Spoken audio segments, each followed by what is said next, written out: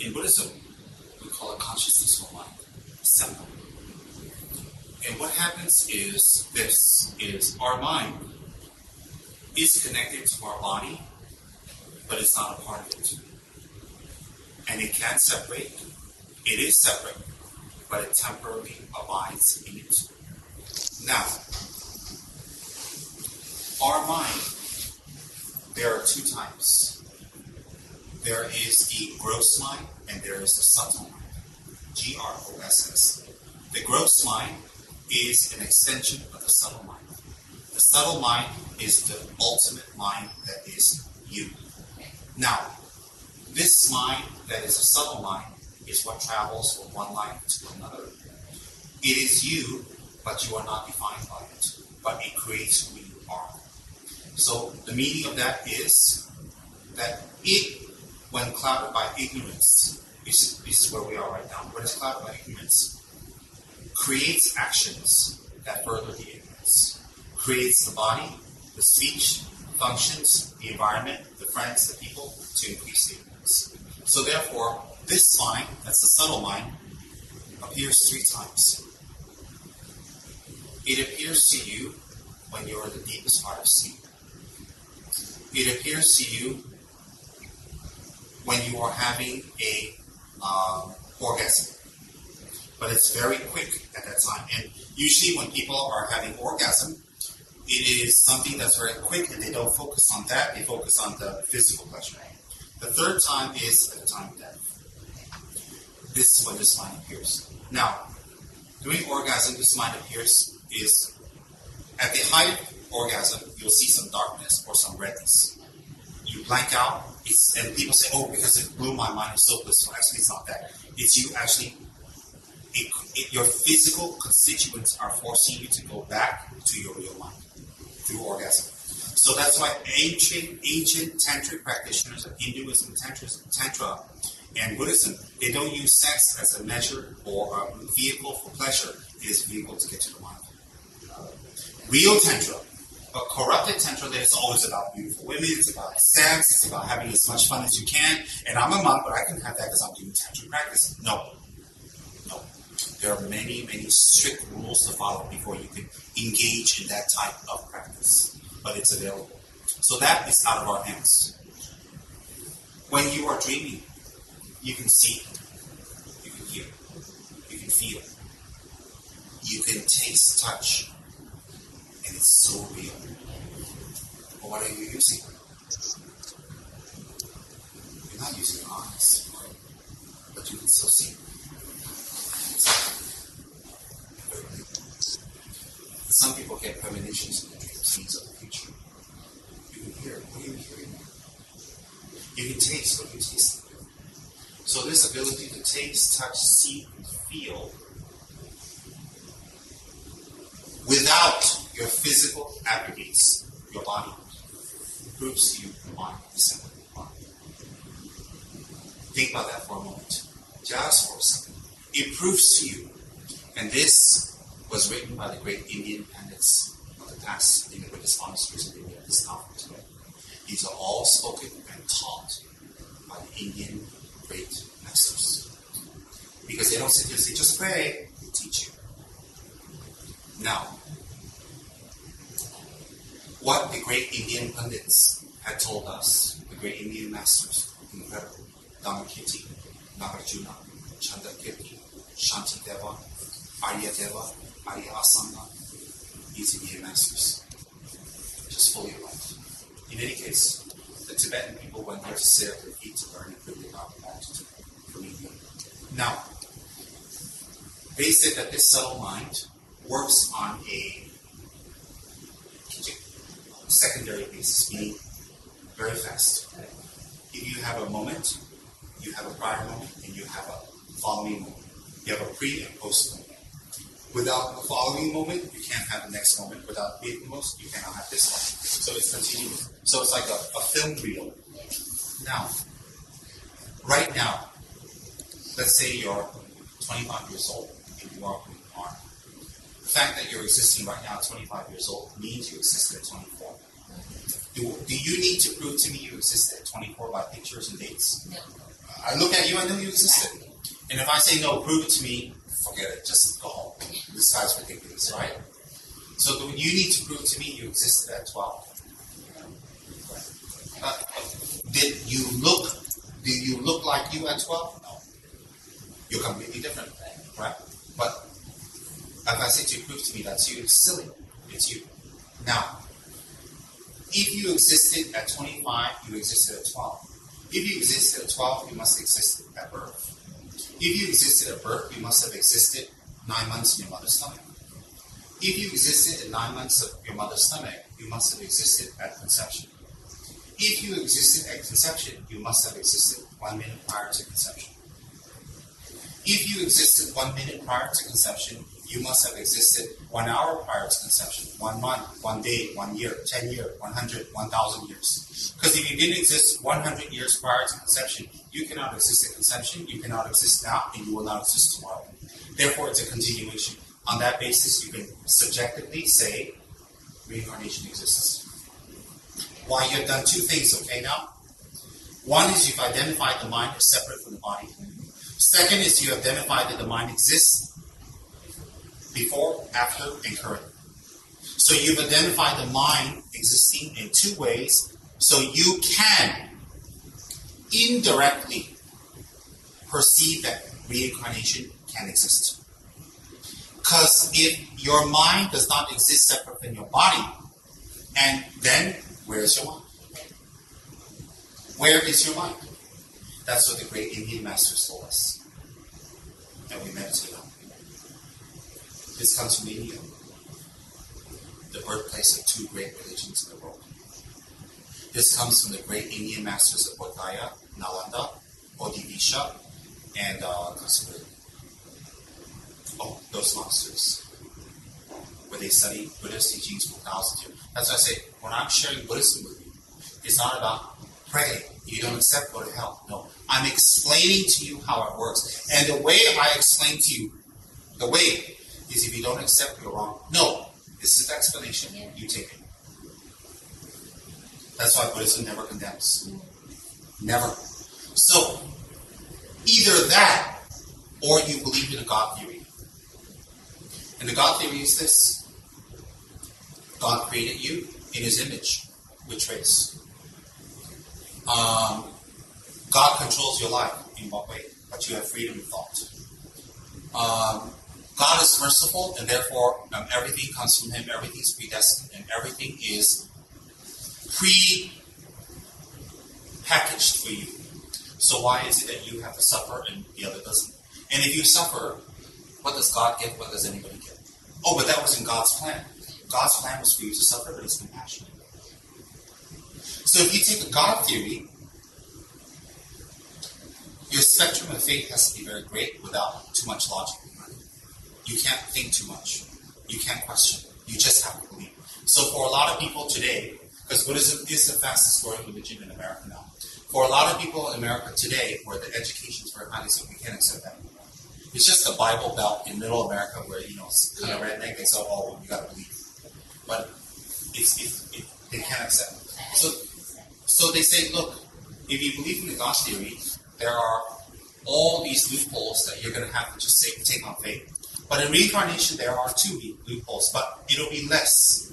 Now, if your mind is separate than your body, and your mind continues from life after life, if that is the case, what determines where you take rebirth, how you take rebirth, the circumstances and your experiences, well, that comes completely from one's own action. That's how karma plays. Karma is not black or white. There are many types. There's throwing karma, environmental karma, group karma, individual karma.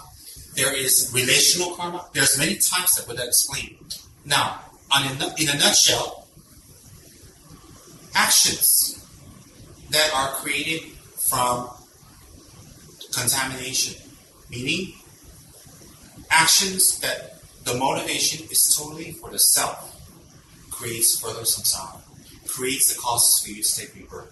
If you think about it carefully, you put away all this New Age stuff. If you think about it carefully, from the time you're born to the time you're dead, it's pure suffering.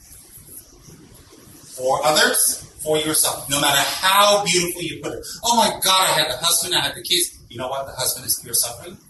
And the kids are pure suffering. You love the kids, no disrespect, they're pure suffering. They were suffering for your body, they were suffering when you gave birth, they were suffering to raise them, they were suffering for you to teach them, and when they grow up, will they be good people?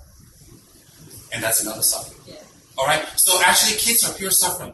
Having kids, bearing kids, is pure suffering. Having a husband is pure suffering. You lose your freedom. You lose your identity. You got to do it this way. You got to do what they want, what they don't want. They might turn out to be a good person, a bad person. They might be convoluted. They might be compassionate. You don't know. And if they turn out to be great and you stay with them, in the end, you have to feel that they're going to die and you'll be alone. And still they're suffering. All right?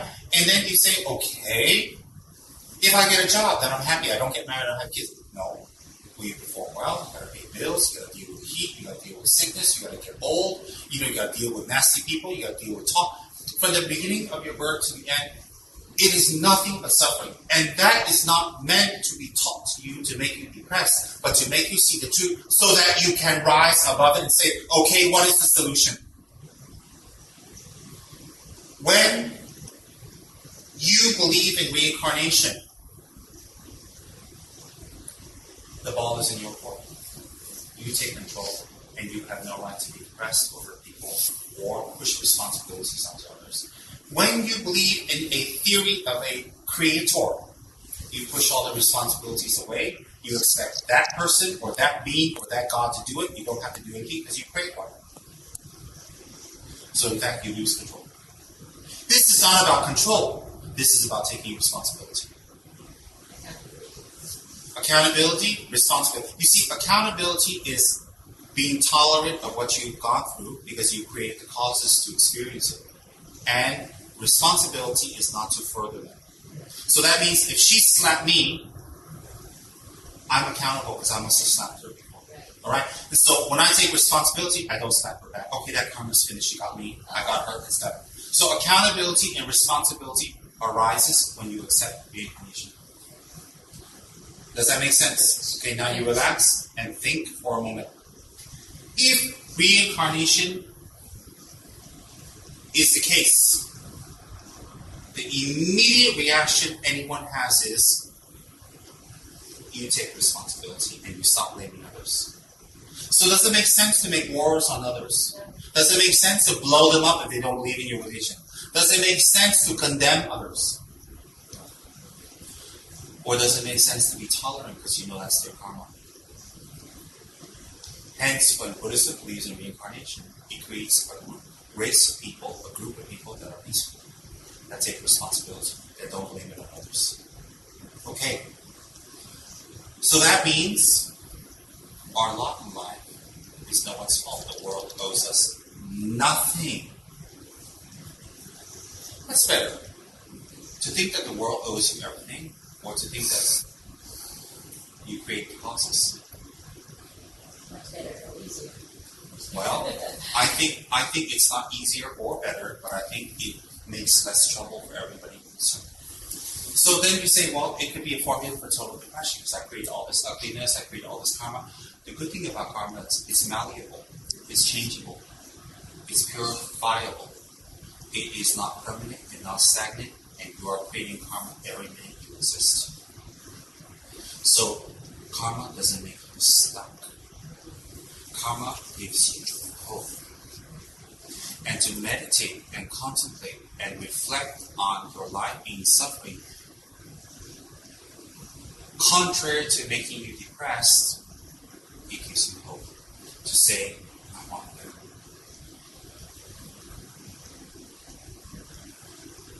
Now, when we believe in karma, when we accept karma and reincarnation, the first thing that comes to our mind again is we take responsibility.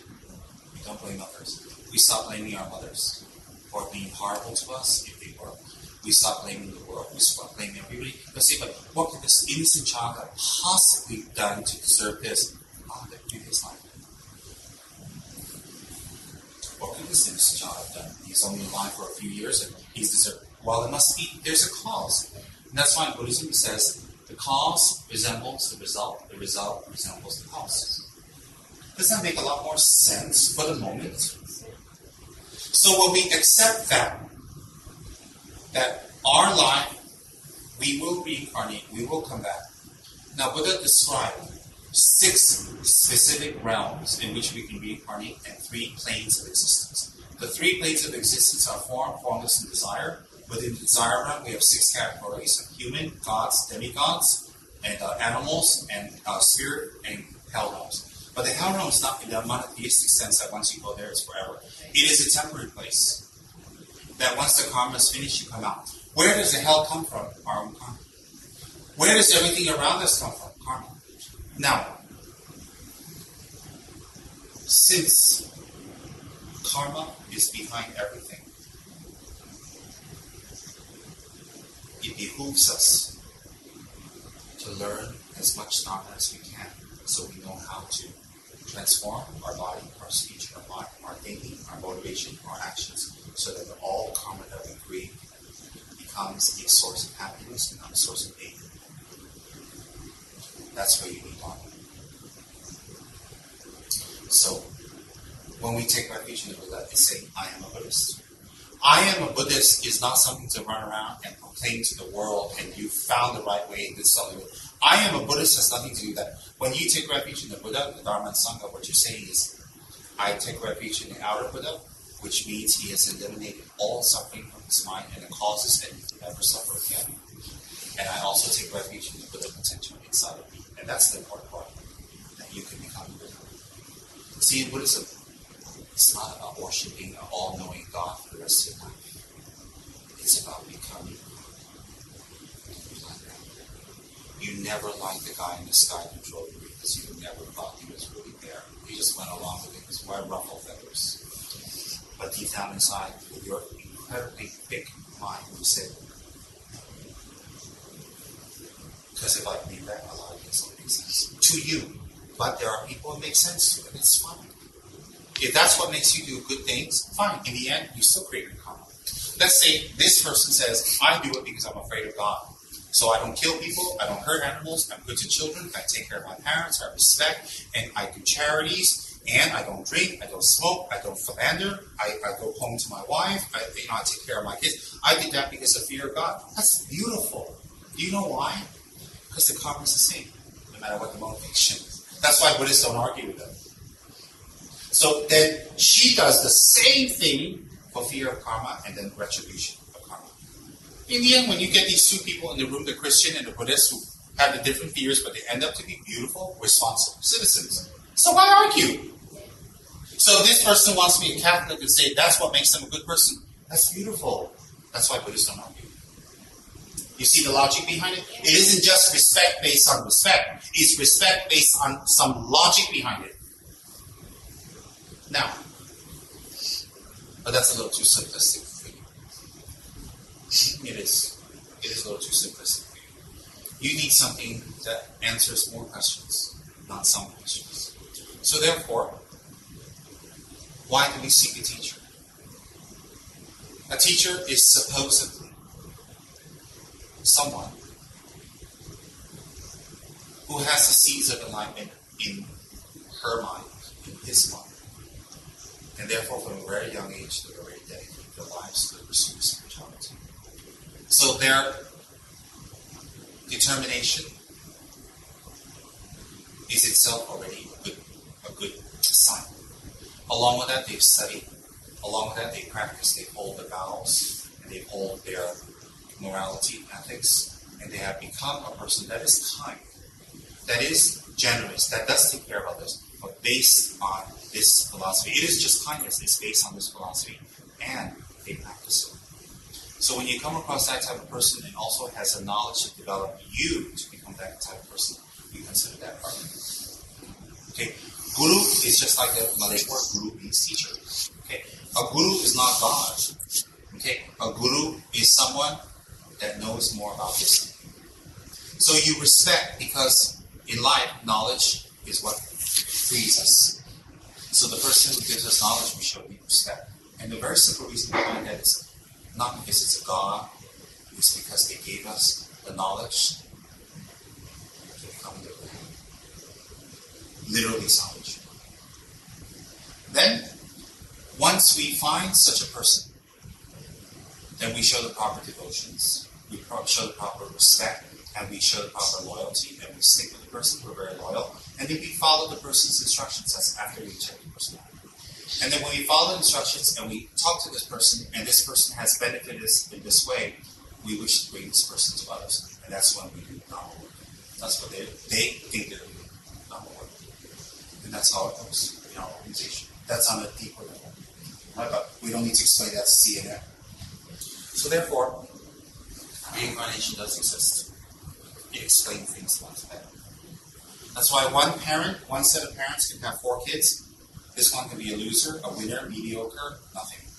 But it's the same genes, same parents, same everything. How come they're different? Their mind is different. Since their mind is different, they come from another life. So how did they come to this? They came to this and created karma to have this environment. It makes much more sense. Yes. And it helps you forgive people better too. Or when you get hurt, cheated, lied to. Why did God allow this? God didn't allow anything to karma to create. When did I create this negative karma? You've had thousands of lives. Thousands and thousands, unlimited lives. Why? If you existed now, you must exist 1,000 years ago. Likewise, you will exist 1,000 years later, unless you're enlightened. And how you exist is how up to your behavior now. And how you behave to know it's good or bad would be dependent on how much Dharma you know. So how much Dharma you know is how much you study. How much you study is how much you apply. How much you apply is how much you transform. How much you transform is how you will affect your karma. You're the creator, not here. So it behooves you not to say, oh yeah, that sounds great, Rinpoche, and from now on I'm just going to watch my karma. No, you have to study Dharma. You have to get the books to study. You have to ask your teacher questions. You have to investigate. You have to learn more, so that this change in you is not philosophical, intellectual, or just a fad. It becomes your fiber. When it becomes your fiber, you affect your karma. When you affect your karma, you affect your future. Because you see, no God can give you what you need. If a God could, it would have already. If it didn't, what kind of God is that? It's a cruel God that teases us. So either he exists and he doesn't, or he doesn't exist, or he exists and he's cruel. All three is kind of difficult for me. Not wrong, difficult.